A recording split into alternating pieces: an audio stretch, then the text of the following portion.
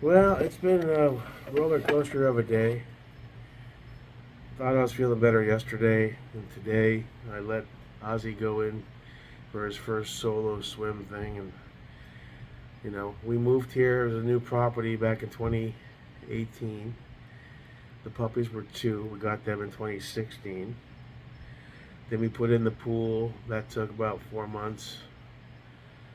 I think by May or June, that's when we started the whole swim sim thing.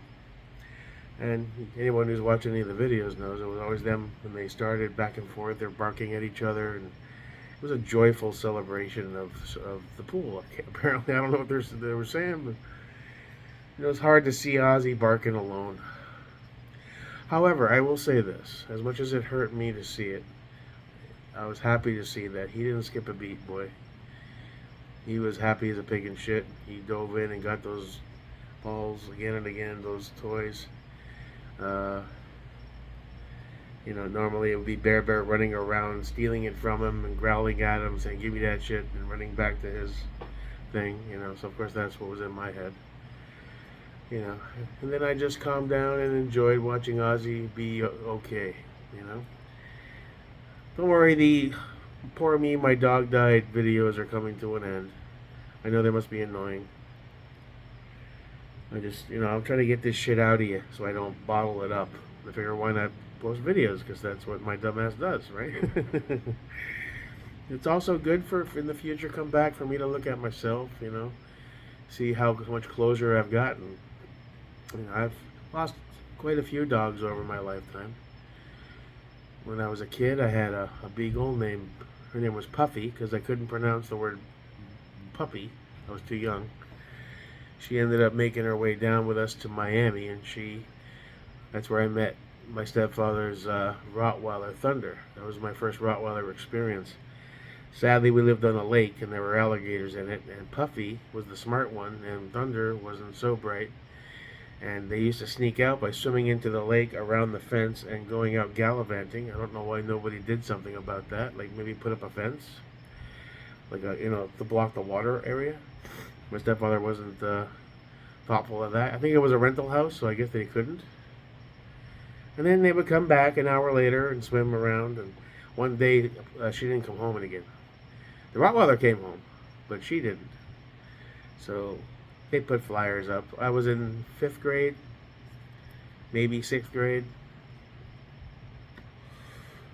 Flyers everywhere, humane societies. Nobody never found her.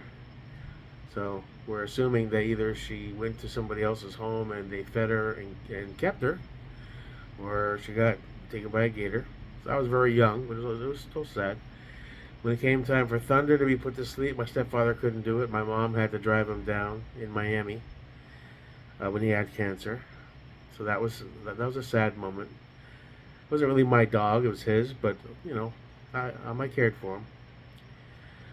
Fast track a few years, and I end up in Broward, and I'm living at my aunt's house at this point, and that's when I got Raven from a lady that lived down the road, who used to be a small time breeder, but she stopped, and so Raven was more of a rescue type scenario. He was a bit older, 2.5, and poor Raven. There were times that Raven stayed with my mother and then stay with me at the house, and the family would watch him because I was in my early 20s and being selfish and out partying, going to raves, and I loved the dog very much, but there were times that he was left to his own devices with the family. One time I got home, it was wicked cold, oddly for South Florida. I was out with friends, and somebody had forgot to let him in, so he was freezing on the pool patio. When I opened the door, he ran right in and jumped on my bed. I always felt bad about that. I wasn't as responsible in my really late teens, early 20s. I mean, yeah, he was well loved and taken care of, but I also pawned him off on my mom and my other family because I was all out having fun.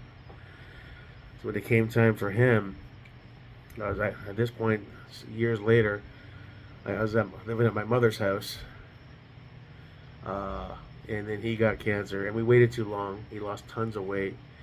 He could barely walk at that point. When he went out to go poop one day, he shit himself, and it was just, you could tell we waited a bit too long. Very selfish. We took him in. We walked in, my mother and I.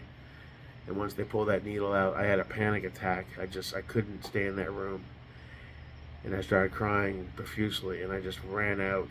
And I went outside. Some lady offered me a Valium. She saw me breaking down. My mother stayed in for the, you know.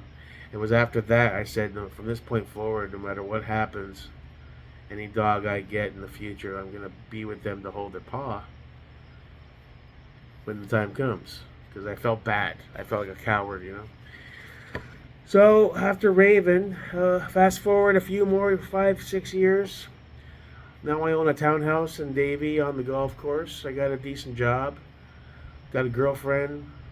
Things are going pretty well. And I end up rescuing Bubba. He was from a Rottweiler rescue in Miami.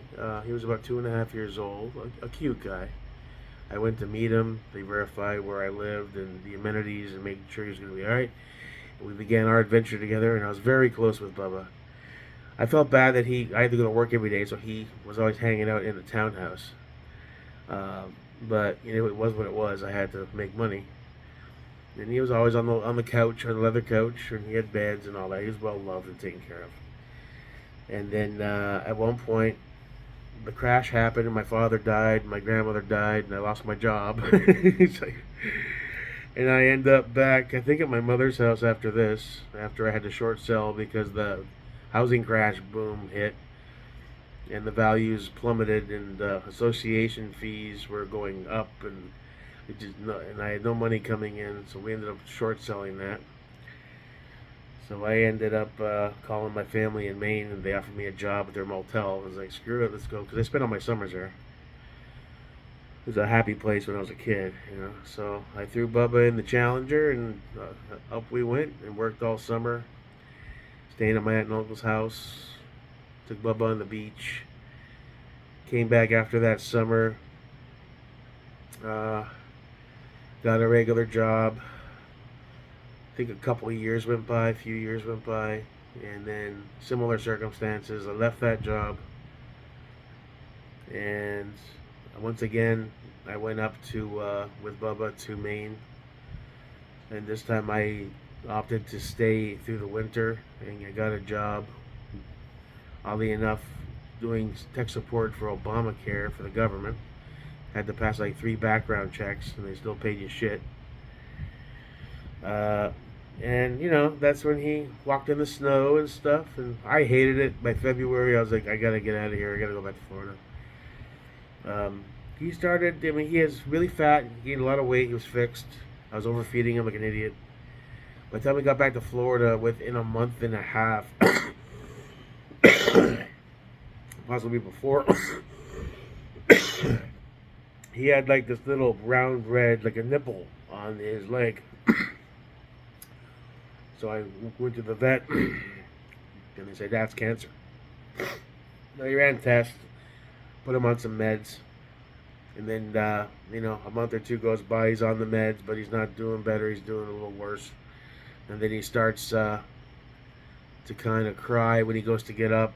He's having trouble walking a little bit. Still eating, still doing his thing. But you could tell that he's in some pain. So I went back to the vet, and then we discussed it. And basically they said, it's up to you how long you want to let this go. We can try surgery, but the odds are basically we're going to have to amputate his leg. And then for 130, 40 pound, 50 pound Rottweiler, that quality of life is shit. He'll be in excruciating pain for probably 6 months. He might live another year. So we brought him home, and I thought about it, and wasn't willing to say goodbye just yet. So I helped him walk outside. And he got to the point where I thought back to Raven, because at this point he's still eating, and he had good healthy weight. He was just in pain, and that pain was going to get gradually worse. So basically, that's when I decided that I'm not going to be selfish about it. That's when I made that stupid video with Pearl Jam and candles, saying goodbye to him, crying my eyes out. But what killed me was he was still, when he wasn't having to stand up or walk, he was all happy, tongue I stopped at Wendy's on the way to the vet and bought him chicken nuggets because he loved chicken nuggets. And he was just happy to be in the car. And I'm like, well, am I making the right choice here? I get there and they assume I'm there for another visit. So I sit in the hallway because the place is packed.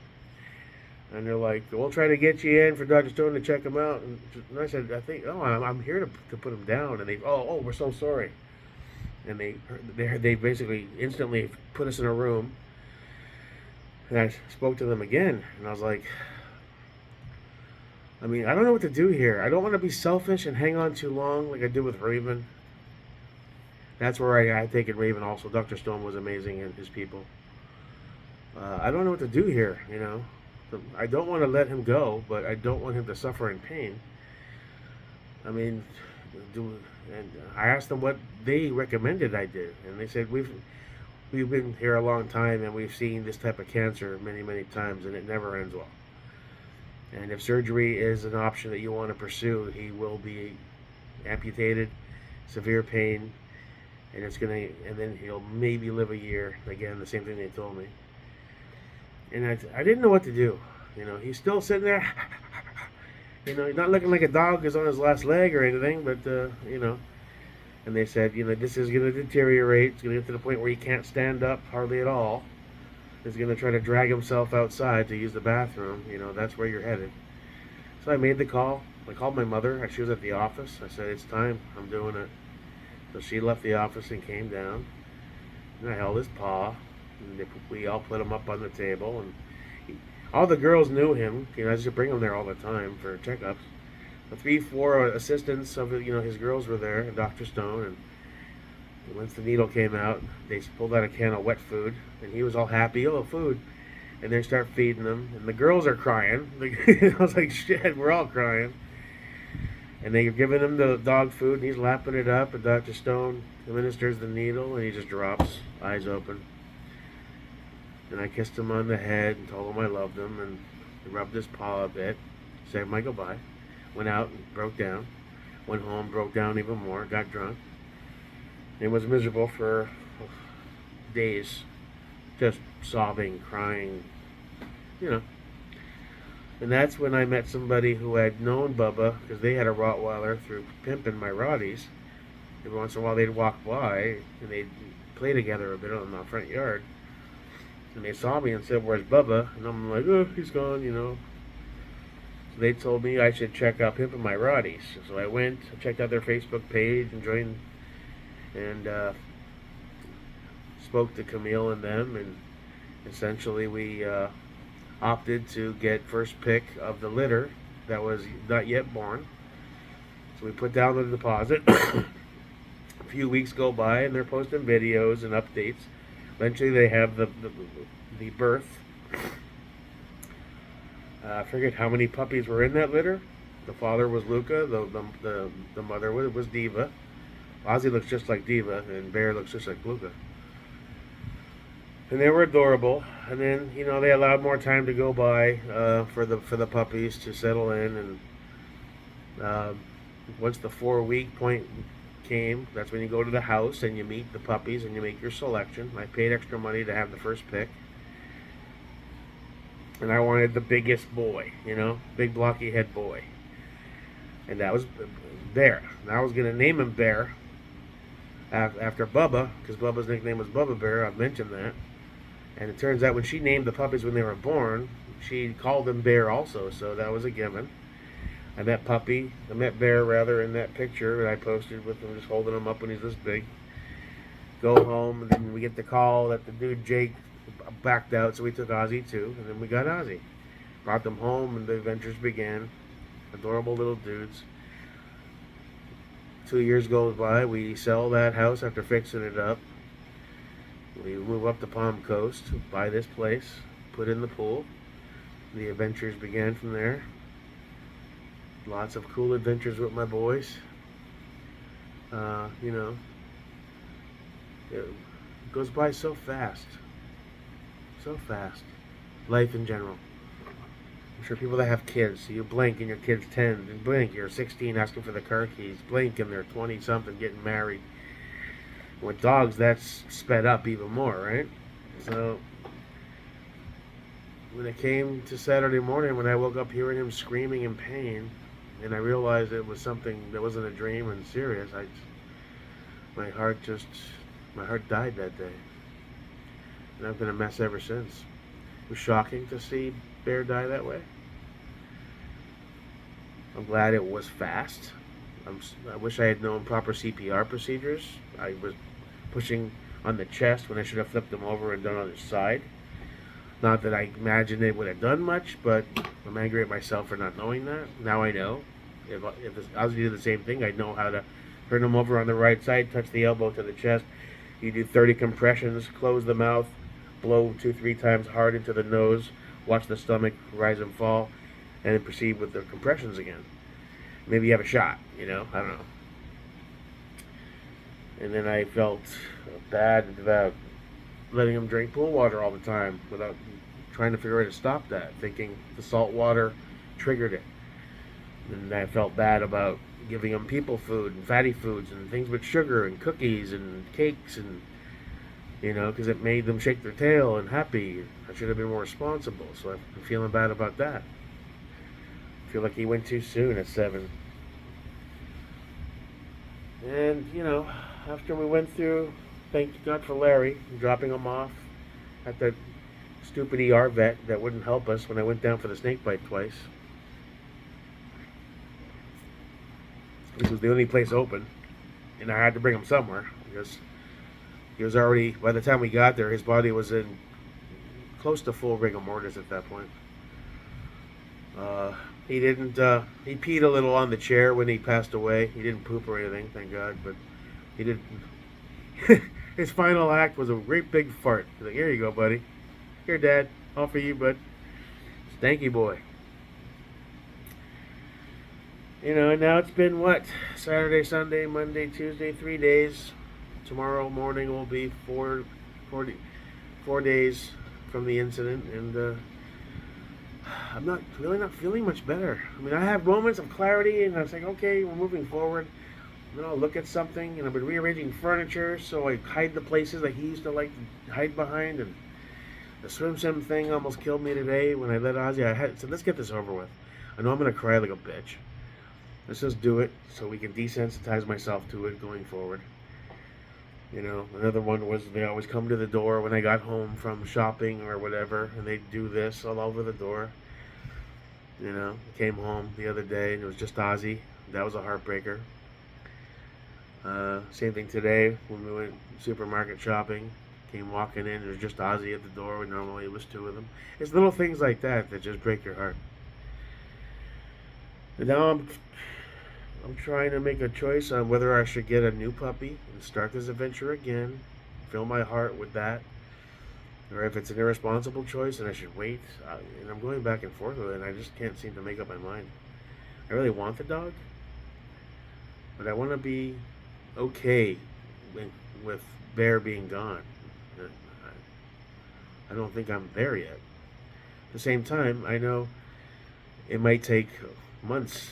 A very special connection with Bear, so I don't know. I think I'm gonna go for it. I just finished cleaning the house again. The cage is put together. I'm gonna clean the thing, the pad and the base tomorrow. I think we're just gonna go for it. I know what's involved. I've been told by people I know, family and friends. Some say follow your heart. Some say don't do it. It's a lot of work and blah blah. I know. But I think I'm going to do it. I think I'm going to start a whole new adventure. When Bear's urn is ready next week, when they call me, I'll go get it. In his paw print and nose print, and we'll put it up somewhere, maybe on the top of the fridge or somewhere I can look at it every day. It's been a while. It's been hard. I think I'm closer to Bear than I've ever been any dog, and I love all my dogs, but we've had this symbiotic connection, something a little extra special. He'd look up at me no matter what and follow me around into the bathroom here in every room I would go. And every time he looked at me, his little tail was just going 200 miles an hour. And that's, you could tell, he loved me so much. Just looking at him gave him joy, and same thing for him to me. That's a hard thing to say goodbye to. That's tough. I'm gonna miss him very much. But I gotta let it go. I mean, I'm starting to feel like a hormonal pregnant woman. I'm gonna get up to wash the floors, and I turn around and see something in a. Like, all right, enough, dude. All right, you gotta get it together. Even the dog's probably up in heaven, like, dude, you're embarrassing me. Enough of that shit, right? You know, sometimes I wish I could turn off my emotions, but I really don't. Because if you can't feel anything for anyone or anything, what the hell's life worth living for anyway? On the opposite side, it hurts, and you have to get through it. Once you get over that hump, you can look back with fond memories and smiles and not sorrow. You know, it's a good day, but we're not there yet. But this is the last Poor Me Bear Died video I'm going to post. Going forward, it's all going to be upbeat, positive, happy stuff. Whether or not I get the puppy, which I probably will, I'm going to start doing some more unboxing videos. I'm going to put all these into a certain little group for Bear Bear. And move on with life. But thanks for putting up with the videos and not unsubscribing if you haven't. I'm sure some people have, but they always do. It's going to move on. Tomorrow's a new day. As hard as it is sometimes, you just got to keep on keeping on, man, right? And Ozzy's a very good boy, and he's doing great, so that's awesome. He was happy as a pig in shit. I must have taken him on 7 walks today. Not long walks, you know, down to the corner, down the street, down this street, turn around kind of thing. And he's just happy. And then I felt guilty as like, why wasn't I walking them all these years living here? But it was tough because you couldn't take one without the other. You take one and try to walk out the door, and the other one would be hollering like he was in pain. Bark, bark, screaming, screaming. Because the other one left and the other one stayed, you know. So it was, and they pulled you down the street like a freight train. It was impossible. They pull your arm out of your socket because I didn't train them properly. So if I do get this puppy, I need to focus on all the mistakes I've made along the way with my dogs, as far as not training them appropriately, so I can take them out in public, take them to the vet without them growling and needing a muzzle. You know, going for a walk without them trying to pull me down the road like a freight train. I'm going to have to focus on that. It's time. Long overdue. And feed them appropriately. Food doesn't equal love. Food possibly played a part in his early demise, for all I know. Too much people food, too much salt, too much, you know, whatever. I won't play the guessing game anymore. It's done with, he's gone, but still, I feel responsible on a few different levels. And that also makes me feel horrible too, so. Alright, so that's it for the sad videos. I promise. Nothing but positivity and hope going forward. Thanks for stopping by and checking these out. And thanks for all the comments. I really do appreciate it. You're all very good people. Everyone's been through it, I'm sure. And they know how it feels. It's like your soul is being sucked out by a Dementor type style, and you just want that feeling back again, you know. And you get it back. It just takes a little while. So that's about it. Enjoy your evening. See you when I see you. Your pal, hopeful, Jake Merica.